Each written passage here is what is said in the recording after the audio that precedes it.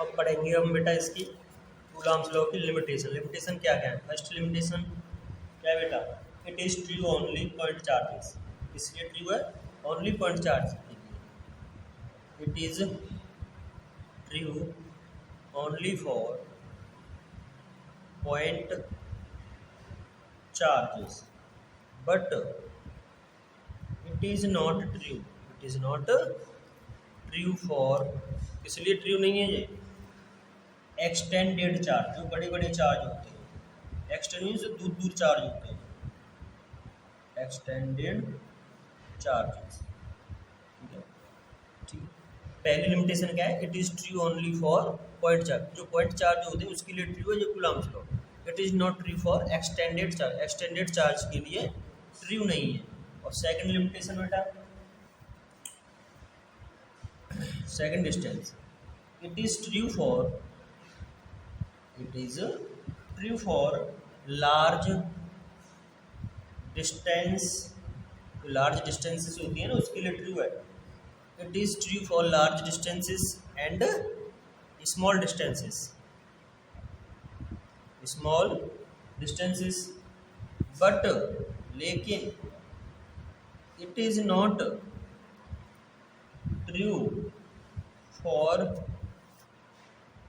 Distance less than 10 की power -15 metre and for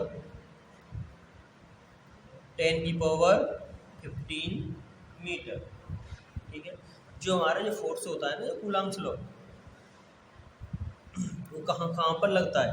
वो लगता है 10 की पावर -15 से जो डिस्टेंस है ना तो कम हो और 10 की पावर 15 मीटर से ज़्यादा ना हो, इसके ही बीच में क्या लगता है? ये कूलम्ब्स लॉ लगता है। मीन्स देखो, जैसे हमारा फोर्स है, जो फोर्स है वो क्या नहीं होना चाहिए, किससे बड़ा होना चाहिए? 10 की पावर -15 से इसके लिए दूरी बड़ी होनी चाहिए। ठीक है, और किससे छोटा होना चाहिए? 10 की पावर 15 मीटर से। जो दूरी है ना दो चार्ज के बीच की, इसके बीच की दूरी होनी चाहिए जब हमारा ये लॉ कार्य करता है, कूलम्ब्स लॉ। ठीक है बेटा, अब देखो थर्ड लिमिटेशन क्या होती है, क्या होती है? ये किस लिए ट्रू होता है, किस पर लग सकता है? Only rest charges. It is true, it is true for only rest charges. जो रेस्ट चार्जेस होती है ना उन्हीं पर लगता है, तो चार्ज हमारे क्या होते हैं? रेस्ट में हो। ठीक है, और जो मूविंग चार्ज होते हैं उन पर नहीं लगता है। It is not true, it is not true for moving charges. तो मूविंग चार्जेस होते हैं जो उन पर नहीं लगता है, ये इसकी लिमिटेशन है। और बेटा तो फोर्स किस पर डिपेंड करता है? मीडियम पर। ठीक है, और ये किस लॉ को फॉलो करता है? जो हमारा कूलम्ब्स लॉ है ना, ये कूलम्ब्स लॉ किसे फॉलो करता है? Follow Newton, Newton's third law. Newton का जो थर्ड लॉ होता है ना उसे फॉलो करता है ये कूलम्ब्स लॉ। ठीक बेटा, ये होगी लिमिटेशंस। ठीक है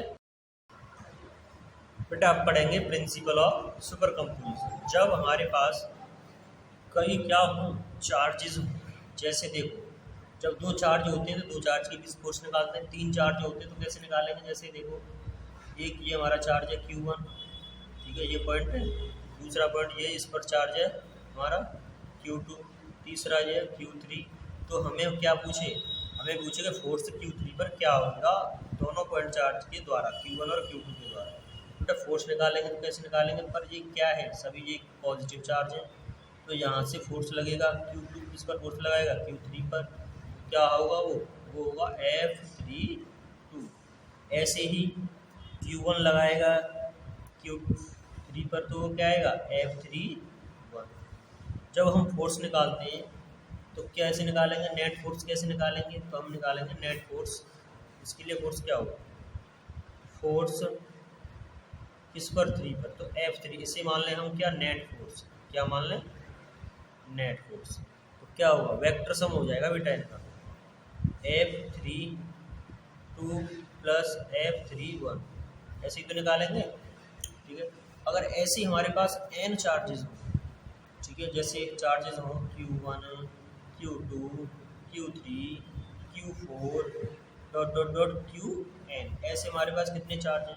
और हमें पूछ ले कि बेटा Qn पर फोर्स कितना होगा, या Q1 पर फोर्स कितना होगा, या Q2 पर कितना होगा, इन सभी चार्ज के द्वारा।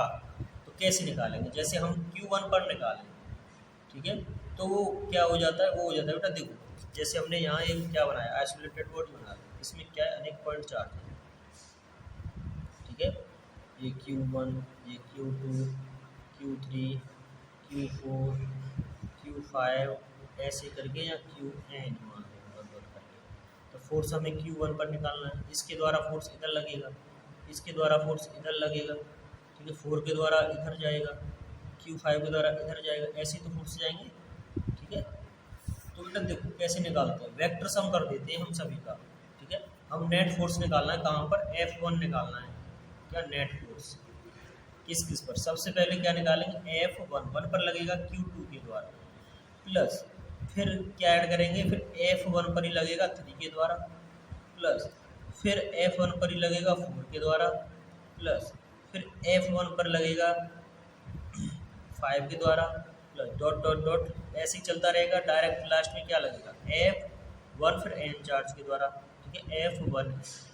इसका मीन्स क्या है, कंपोजिशन जो है हमारा, प्रिंसिपल ऑफ सुपरपोजिशन क्या होता है, प्रिंसिपल ऑफ सुपरपोजिशन क्या होता है बेटा, it is the net force on any point, क्या होगा, vector sum of all the forces. जो वेक्टर सम होता है ना, सभी जितने भी फोर्स आए उस पॉइंट पर, उनका सभी का वेक्टर सम करके जो फोर्स निकलता है वही हमारा F बनाता है नेट फोर्स। इसी प्रिंसिपल को क्या बोलेंगे हम, प्रिंसिपल ऑफ सुपर कंपोजिशन, ठीक है बेटा।